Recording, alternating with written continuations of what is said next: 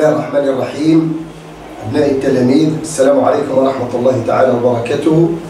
في إطار الدروس التي تبث عن طريق اليوتيوب لمادة علوم الطبيعة والحياة، والذي لنا ميدان واحد، ألا وهو الميدان هو الإنسان والصحة. وفي المقطع التعلمي الأول والذي هو عبارة عن التغذية عند الإنسان، أخذنا سابقا مع زميلي المقطع البيداغوجي والمتمثل في التحولات الغذائية عند الإنسان أو في الجهاز الهضمي، وفي الأخير خرجنا بنتيجة تتمثل هذه النتيجة في كون أن المغذيات أو هذه المواد الغذائية تصبح في نهايتها بفعل الانزيمات والتحولات إلى مغذيات. فسنطرح الآن في المقطع البيداغوجي الآن الذي بين يدينا والمتمثل في الامتصاص المعوي. هذه الامتصاص المعوي من خلال مشكلتنا التي يمكن أن نطرحها بنسبة جزئية ما عناصر أو ما هو مصير هذه المواد التي سميناها سابقا بالمغذيات.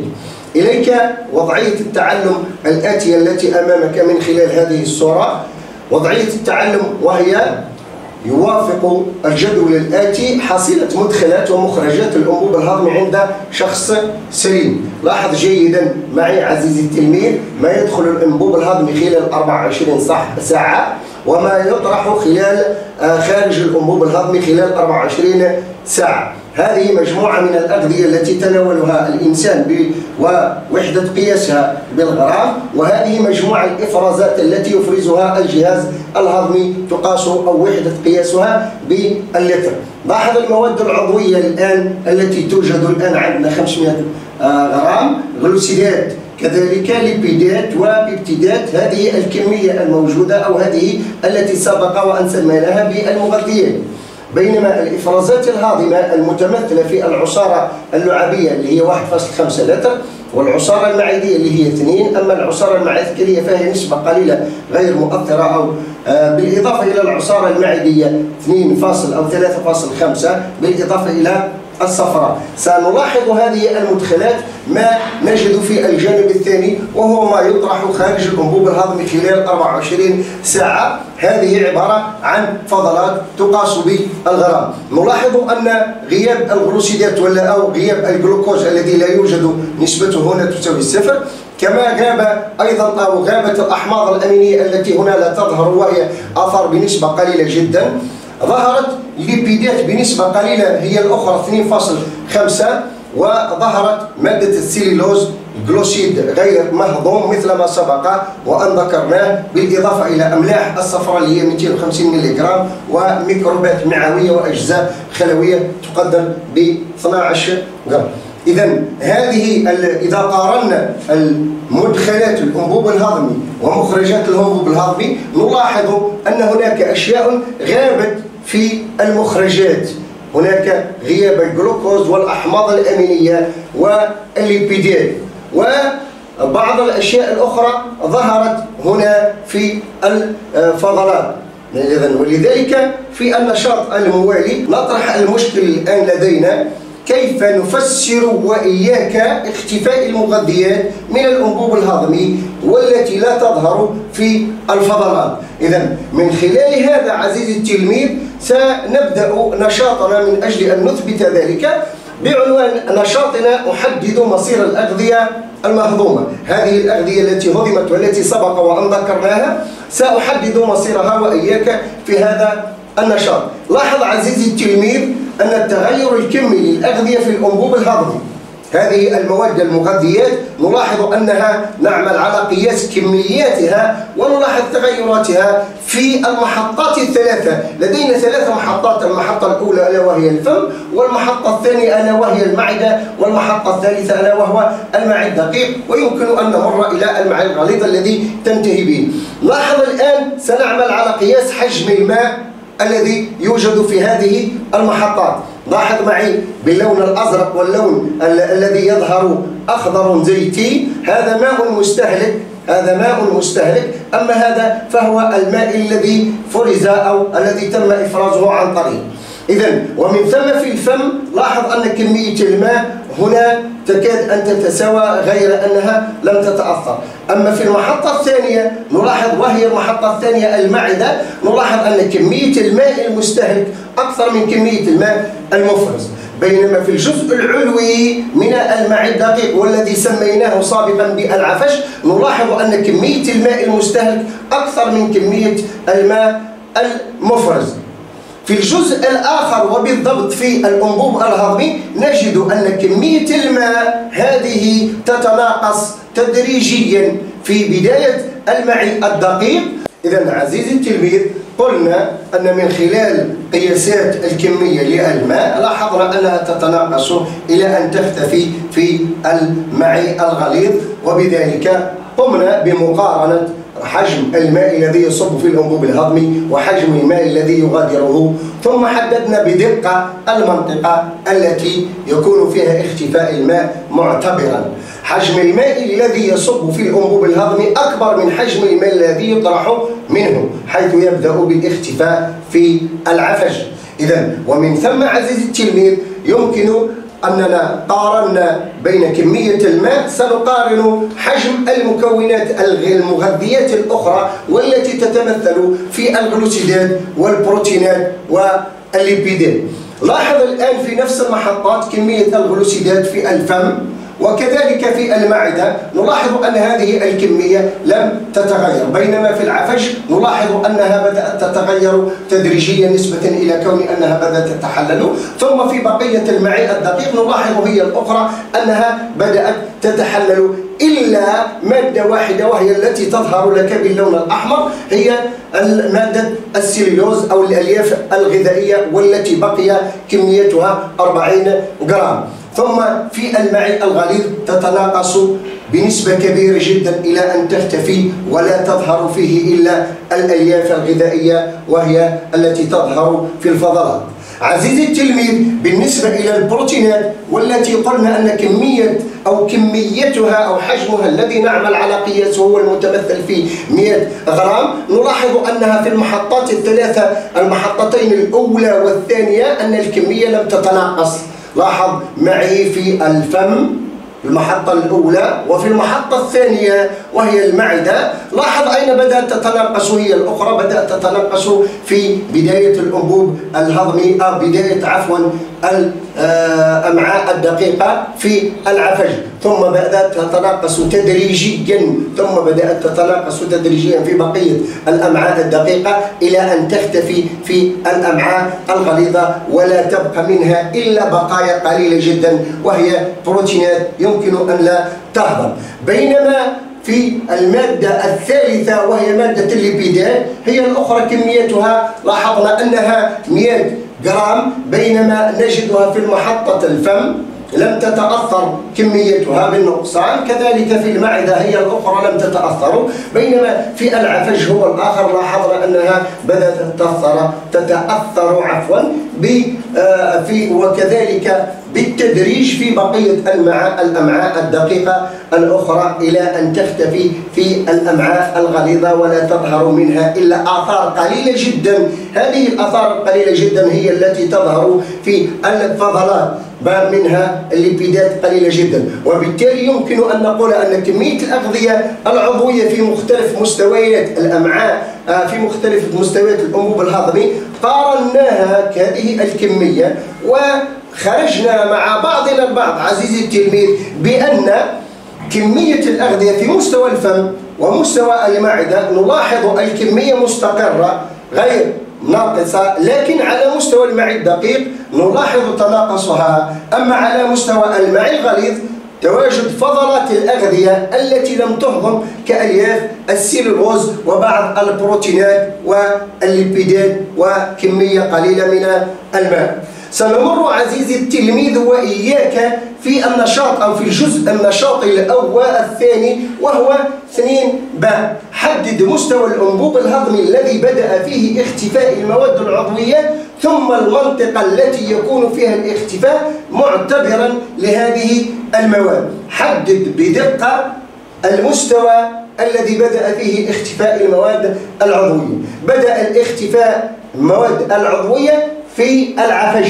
نلاحظ أن هذه الاختفاء في المواد العضوية أي النقصان، حتى لا نقول الاختفاء نهائيا، وإنما هو النقصان بالتدريج، وبالتالي في مستوى العفج وبكمية معتبرة. لاحظ جيدا عزيزي التلميذ معي، وبكمية معتبرة في المعي الدقيق، وبكمية أكثر اعتبارا في المعي الغليظ. ومن ثم نقول أن المواد التي هضمت سابقا وهي المواد العضوية وجدنا أنها هي والماء، الأغذية العضوية والماء اللي هي الأغذية العضوية الغلوسيدات والبروتينات والليبيدات تنخفض تدريجيا على مستوى المعي الدقيق إلى أن تختفي ولا تظهر في المعي الغليظ نهائيا. ومن ثم عزيزي التلميذ وجب علينا أن نطرح التساؤل الآتي: ما مصير المغذيات المختفية من المعي الدقيق التي اختفت وجدناها في البداية؟ للإجابة لاحظ جيدا عزيزي التلميذ معي للإجابة على هذا التساؤل. وجدنا أن هناك حل بديل عندما يكون هناك اختلال أو هناك خلل في الجهاز الهضمي أو في الأنبوب الهضمي. ما هو البديل عندما يكون هناك خلل في الأنبوب الهضمي؟ لاحظ معي هذه الوضعية الجزئية. لدينا حل بديل لتوفير الغذاء للعضوية عندما يكون الخلل في أحد هذه الأجهزة أو هذه العضيات. لدينا طفل مثل ما تلاحظ معي، طفل خضع لعملية جراحية ولا يتمكن من تناول الأغذية بطريقة طبيعية. إذا فهناك خلل جعل الجهاز الهضمي لا يقوم بعملية التحول مثل ما ذكرنا سابقا. يلجأ الطبيب في مثل هذه الحالة إلى حل بديل. ولذلك تساءلنا: ما هو الحل البديل الذي يمكن أن نوفر من خلاله الغذاء للعضوي؟ هذا الحل البديل الذي نعرفه في مستشفياتنا ويعرفه الجميع، وهو أننا نقوم بحقن المريض بمحلول متوازن من المغذيات. هذه المحلول أو هذه المغذيات تعوضه عن الأغذية أو عن المغذيات التي يقوم الجهاز الهضمي بغذائها أو بتحليلها. ومن ثم أين نضع هذه أو أين نحقن؟ يتم حقنها مباشرة في الدم أي في دم المريض. وبالتالي وكأننا اختصرنا عملية تتمثل هذه العملية أو هذا الجهد في الجهاز الهضمي ودوره. ولذلك الآن سنتساءل وإياك: فسر لماذا يعتبر الحقن الدموي بمحلول مغذي متوازن حلا طبيعيا مناسبا حين تتعذر التغذية الطبيعية مثل ما سبق وأن قلنا. ولذلك الإجابة تكون من طرفكم لتعذر حدوث تحولات الأغذية في الأنبوب الهضمي بسبب من الأسباب أو بسبب من الأسباب التي يمكن أن نقول خلل في الجهاز الهضمي. ومن ثم عزيزي التلميذ يمكن أن نقول: أين تم حقن المحلول المتوازن؟ أين تم حقن المحلول المتوازن؟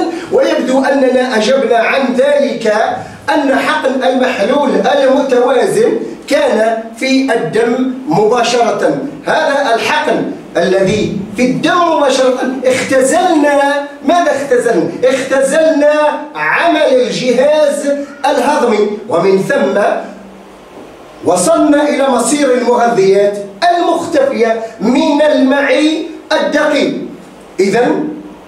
نتساءل مع بعضنا البعض: هل المغذيات المختفية تمر في الدم؟ ليه؟ نتتبع مع بعضنا البعض تفرعات الشعيرة الدموية التي تنفذ إلى الجدار الداخلي للمعي الدقيق. وإياك لدينا شبكة، هذه الشبكة من الدموية للمعي الدقيق يزود الأنبوب الهضمي بالدم، خاصة في المعي الدقيق، حيث يصل الدم نحو المعي عبر شريان ويخرج عبر وريد. أبناء التلاميذ، قلنا أن الشبكة الدموية للماء الدقيق توجد في الماء الدقيق شبكة غزيرة جدا بالدم، يزود الأنبوب الهضمي بالدم خاصة المعي الدقيق، حيث يصل الدم نحو المعي عبر شريان ويخرج عبر وريد. هذه الأوعية الدموية التي نراها أو التي نلاحظها في هذه الوثيقة فهي التي تزود الأنبوب الهضمي أو خاصة المعي الدقيق من أجل أن تمر المغذيات المتمثلة في الأحماض الأمينية والماء وباقي المواد الأخرى. أما فيما يخص المواد الأخرى بالإضافة إلى الشبكة التي توجد، فهناك شبكة أخرى توجد شبكة دموية شريانية وريدية، توجد شعيرات لنفاوية. هذه الشعيرات اللنفاوية التي تلاحظ باللون الأصفر والتي هي غير ملون، تدعى هذه الشعيرات بالشعيرات اللنفاوية، والتي تجتمع في الوريد اللنفاوي. هي أيضا تعمل على نقل المواد أو نقل الليبيدات، الدسم والجليسيرول أي الأحماض الدسمة والجليسيرول، بالإضافة إلى بعض الأحماض بعض الفيتامينات التي تذوب في الدسم. إذن ومن ثم لدينا الآن على مستوى المعي الدقيق شبكة من الشعيرات الدموية التي تنقل جزءا أو من المغذيات، والشبكة الثانية وهي شبكة من الأوعية اللنفاوية التي تنقل الجزء الثاني من المغذيات. من خلال هذا أو من خلال ما سبق بقي لنا مصير الماء والغلوسيدات والبروتينات التي يجب أن تمر. لاحظ جيدا هذه الوثيقة التي أمامك توفر معايرة بعض المغذيات في كل من الدم الوارد الذي يرد إلى الماء الدقيق والدم الصادر الذي يصدر من الماء الدقيق بعد تناول وجبة. النتائج المدونة تظهر في الجدول التالي. لاحظ معي جيدا معايرة بعض المغذيات بعد وجبة بالغرام في اللتر الوحدة، الدم الوارد إلى المعي الدقيق والدم الصادر من المعي الدقيق. المواد التي قمنا بمعايرتها تتمثل في الجلوكوز والأحماض الأمينية والماء. لاحظ كمية الجلوكوز التي وجدناها، الجلوكوز عفوا، وهي 0.8، بينما الدم الصادر من المعي الدقيق وجدناها 2.6. إذا نلاحظ أن هذه الكمية زادت بنسبة كبيرة. بالنسبة للأحماض الأمينية في الدم الوارد الذي ورد إلى المعي الدقيق 0.4، بينما في الدم الصادر من المعي الدقيق وجدناها 0.8. أما بالنسبة إلى الماء ففي الدم الوارد إلى المعي الدقيق من 4 إلى 8، بينما في الدم الصادر وجدناها بين 35 إلى 40، وبالتالي يظهر الفرق جليا خاصة في الماء. ومن ثم نقول أن الدم الوارد إلى الماء الدقيق يأتي بكميات قليلة ويصدر من الماء الدقيق بكميات كبيرة. من أين له بهذه الكميات الكبيرة التي جاءت إليه؟ وهي مثل ما قلنا سابقا أنها عبارة عن المغذيات التي سيتغذى بها الجسم أو خلايا الجسم. من خلال هذا لاحظ جيدا، قارن تركيب الدم الوارد إلى الماء الدقيق والدم الصادر منه بعد تناول وجبة. في البداية قارنا، لاحظ توفر معايرة بعد كمية الدم الوارد إلى الماء الدقيق والدم الصادر. أما الآن تركيب الدم الوارد إلى الماء الدقيق والدم الصادر منه بعد تناول وجبة غنية أو بعد تناول وجبة. نلاحظ من خلال هذا عندي دم صادر أو خارج من الماء الدقيق، والآن في الجزء الموالي من الصورة نلاحظ دم وارد أو داخل إلى المعي الدقيق، الدم الداخل إلى المعي الدقيق والدم الصادر من المعي الدقيق. نجد من خلال ما ذكرنا سابقا أن تركيب الدم الصادر عن أو من المعي الدقيق يحمل الجلوكوز والأحماض الأمينية والماء بكمية أكثر من الدم الوارد له، ومن ثم فالدم الصادر يكون غني أكثر من الدم الذي ورد إليه. ومن أجل هذا يمكن أن نتساءل السؤال المباشر مباشرة، وهو فسر اختفاء الجلوكوز والأحماض الأمينية والماء من لمعة المعي الدقيق. هذه المواد المتمثلة في الجلوكوز والأحماض الأمينية والماء تغيب وتختفي في لمعة الأنبوب الهضمي. أين اختفت أو أين ذهبت؟ إنها صدرت من المعي الدقيق عن طريق الشعيرات الدموية، وبالتالي تمر إلى الدم، وهذا ما يفسر وجود شبكة دموية بالمعي الدقيق. هذه الشبكة الدموية التي قلنا عنها أنها توجد داخل المعي الدقيق، أما في الصورة الموالية فنلاحظ أن هناك شبكة من الأوعية الدموية خارج الأمعاء الدقيقة. ومن ثم سنعرف من خلال هذه الوثيقة مصير الليبيدات، فقد عرفنا سابقا مصير الماء ومصير الأحماض الأمينية الآن سنعرف مصير الليبيدات من خلال هذه الوثيقة التي عرضناها عليك عزيزي التلميذ. يحاط المعي الدقيق بغشاء يدعى المسارقة. لاحظ هذا الغشاء الذي يظهر باللون الأزرق فهو يدعى بغشاء المسارقة، يضم أوعية دموية وأوعية لمفاوية. مثل ما قلنا سابقا هناك شعيرات دموية وهناك شعيرات لمفاوية. إذا قلت عزيزي التلميذ أن هذه المسارقة غنية بالأوعية الدموية التي تحتوي على الدم، وغنية أيضا بالأوعية اللمفاوية التي تحتوي على اللمف، علما أن اللمف هو عبارة عن دم إلا أنه خالي من الكريات الحمراء، وسنتطرق إلى ذلك بالتفصيل في الحصص القادمة. لاحظ جيدا، وفرت الحيوان وجبة غنية بالدسم، وبعد ساعات أبدت الأوعية اللمفاوية في المسارقة مظهرا لبنيا، وهو المظهر الذي لا يسجل عند حيوان على الريق، أي بمعنى أنه صائم غير لا يحتوي أو لم يتغذى لفترة. هذا المظهر الذي يظهر أمامنا من خلال هذه الوثيقة، والتي توجد به أوعية لمفاوية صفراء لغناها بمادة اللمف، قلت بمادة اللمف الذي انتقل عبر هذه الأوعية والتي تدعى بالأوعية اللمفاوية. من خلال هذا نمر مباشرة عزيزي التلميذ إلى التفسير. فسر اختفاء الأحماض الدسمة والجليسيرول من لمعة المعي الدقيق. مثل ما سبق وأن فسرنا اختفاء الماء والأحماض الأمينية من اللمعة الدقيقة، سنفسر الآن اختفاء الأحماض الدسمة والجليسيرول من لمعة المعي الدقيق. إذن هذه المواد التي سميناها باللمف أو التي تحتوي على اللمف يمر اللمف إلى تمر هذه المواد التي سبق وأن قلنا أنها أحماض دسمة والجليسيرول تمر إلى اللمف، وهذا ما يفسر وجود شعيرات لمفاوية بالجدار الداخلي للمعي الدقيق.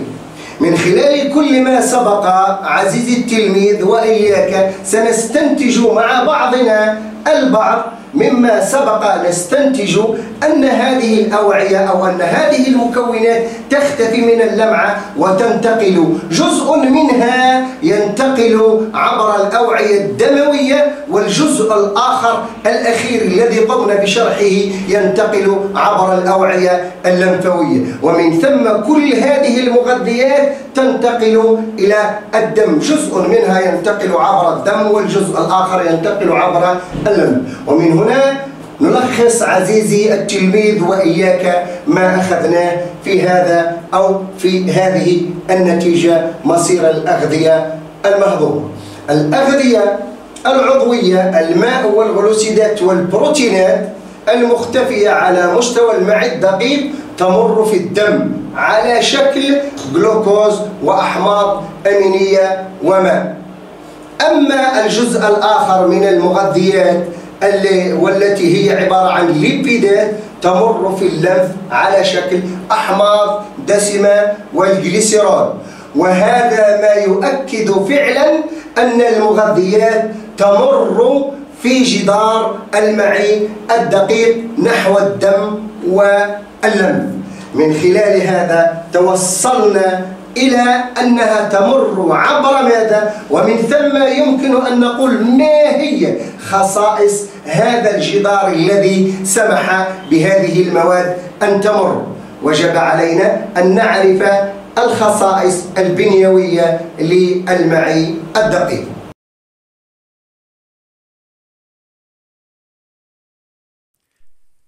شكرا على المشاهدة. لا تنسوا الاشتراك في القناة، الضغط على الجرس، الإعجاب بالفيديو.